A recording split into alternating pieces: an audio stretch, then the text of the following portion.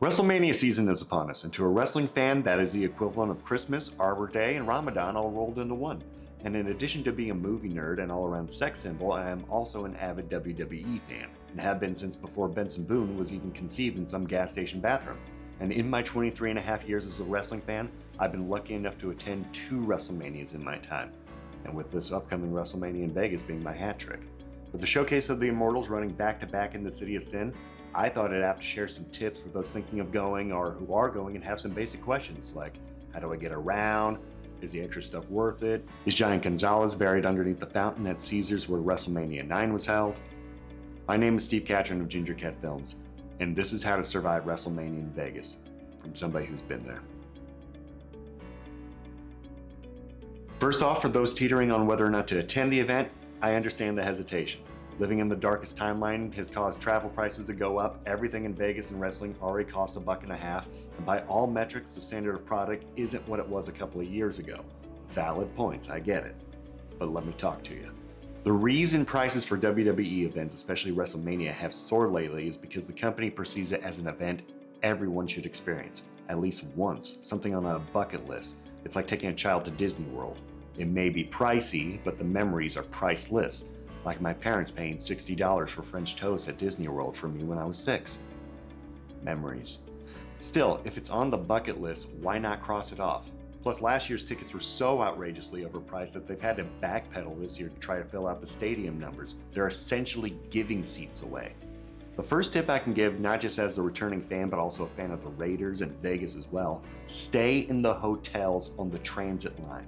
While there may be casinos with better odds half a mile away or hotels that aren't as touristy scattered throughout the city, the majority of WWE and non-WWE events taking place during the WrestleMania week, including the show itself, can be found on the main transit line, and it makes a world of difference for saving both time and money.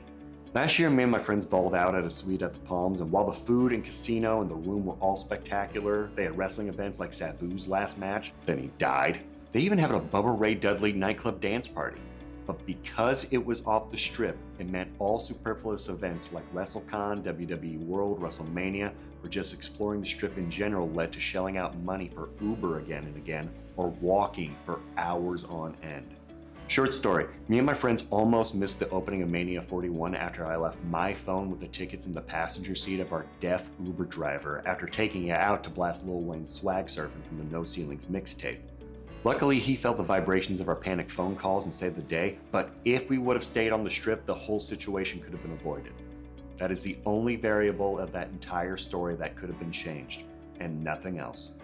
The Deuce is your best friend. It is a cheap public bus system that runs the entire length of the strip all the way north of Fremont Street. 24 hours a day, usually with a new bus pulling up every 12 minutes or so, and is by far the best way to save some money. It's a bus, so sometimes it takes a while to get going in high traffic, and if you're leaving a major event, like a concert or a game or a WrestleMania, be prepared to have that personal bubble tested. There was one Raiders game afterwards, the bus driver continually pulled people on despite being way past capacity, and that was the closest I've ever felt to being Jon Snow in the Battle of the Bastards. But with so many stops along the strip, if you are an explorer that all of Vegas has to offer and want to use as much of that money as possible for the extra stuff, the Deuce is the way to go. There are also several monorails and train systems to utilize. The Vegas monorail takes you from MGM Grand all the way to the Sahara, WWE World and WrestleCon both being held at locations with specific monorail stops. Vegas Public Transport is even giving away special discounts for WrestleMania attendees during the weekend. There are also free 2-tram systems that need to be discussed if you want to save yourself some walking. And in Vegas, you're gonna walk a lot. First off, there's a tram that connects Park MGM, Cosmo, Bellagio, Aria, and a shopping mall with stuff so pricey I feel just poor walking through the station. It's your lifeline for the west side of the strip. Second, there's a free tram that connects Excalibur and Mandalay Bay. For those who aren't familiar with Vegas, or for those who just hate the Raiders, the best way to get to Allegiant Stadium is to take the underground passage from Mandalay Bay and walk across the closed freeway with several thousand of your fellow men. After the event, instead of waiting for overpriced rideshare, you can walk back to Mandalay Bay, take the express tram to Excalibur, and go from there. The Uber from Excalibur isn't plagued by surge pricing. Hop on the Deuce from there, although it may be cramped, or walk across the pedestrian bridges to MGM Grand and take the monorail tram from there. The second piece of advice I can give is to actually do research into all the things you'd like to do. And while that may seem redundant, doing a little extra legwork could make your entire trip. Dozens of Facebook and Reddit groups are out there trying to make WrestleMania week the best experience possible. We looked into some of them last year, and after hitting up a promoter, we ended up at the WrestleMania After Dark pool party for free. Although that night's entertainment was hosted by DJ Rob Gronkowski, so I guess you get what you pay for. WrestleMania watch parties are also back on, and several of them have promos through their social media trying to get as many people through the doors as possible, so why not take advantage of it? Now, there's one aspect of WrestleMania week that needs to be addressed from somebody who went and had very conflicting thoughts about it, and that is WWE World.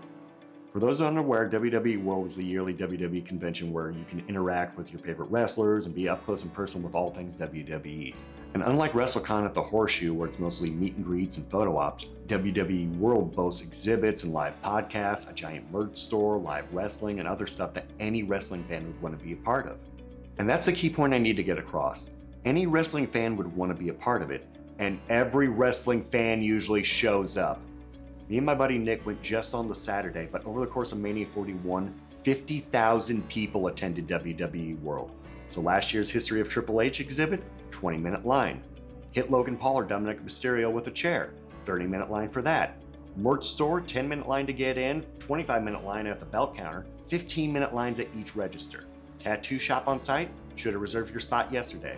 The podcast audiences would line up an hour before showtime, autographs and photos sold out for all the wrestlers you wanted to see weeks in advance, but in the middle of it all was one of the crowning showcases of the entire convention, Superstar Entrance, where you could walk down a real WWE ramp to the theme music of one of your favorite wrestlers and for a moment feel like you were a superstar yourself. It is the one thing my buddy Nick wanted to do, so I joined him in line. That was at 10:13 in the morning. We were 6 rows of people deep to the ramp entrance. At 30 minutes and only 1 row in, I started doing math. A wrestler's entrance song is a grandiose moment. It takes time, at least a minute. I started counting the people in front. It was 10:13 when we entered the line. It was at 12:05 and only 1 lane to go before we noticed a sign that read at 12:30 they would suspend Superstar Entrance in order to hold live NXT matches for the whole convention to spectate at 1, a special treat for the whole crowd. We were 5 people from our turn when they started the matches. While at any point we could have just walked away, especially an hour in, we chose not to. The wait was infuriating, especially since from our position by the entrance we could barely watch the matches. But the end result was me and my friend walked down a WWE entrance ramp in front of the entire Saturday convention audience, thousands and thousands of fellow wrestling fans, and got to hear their reaction to this. Back! There's a hurricane coming through!